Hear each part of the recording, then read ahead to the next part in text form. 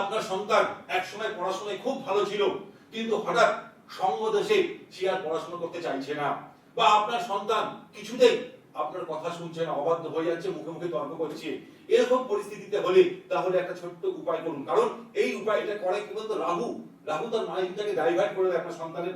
রাহুর যদি পরিস্থিতি খারাপ থাকে তাহলে কিন্তু এই সমস্যাগুলো দেখা দেয়, বা রাহুর মহাদশা যদি চলে তখনই কিন্তু তার মাইন্ডটাকে ডাইভার্ট করে দিচ্ছে আপনার সন্তানের। তাহলে একটা ছোট্ট উপায় করুন এই রাহুকে শান্ত করবার জন্য।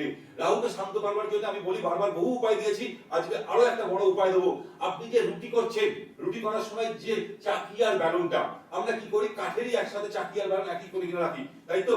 কিন্তু ওটাকে একটু চেঞ্জ করুন। আপনি ধরুন একটা মার্বেলের চাকি নিলেন আর বেলুনে নিলেন হচ্ছে কাঠের বেলুনে নিলেন, তাহলে এইটাতে যদি আপনি রুটি করেন তাহলে দেখবেন আপনার সন্তানের যে রাহুর প্রভাব চলছিল, অবাধ্য হয়ে যাচ্ছিল, আপনার কথা কিছুতেই শুনছিল না, সেই জায়গা থেকে সে দেখবেন আপনার আবার কথা শুনবে, আপনার বরদাস হয়ে থাকবে।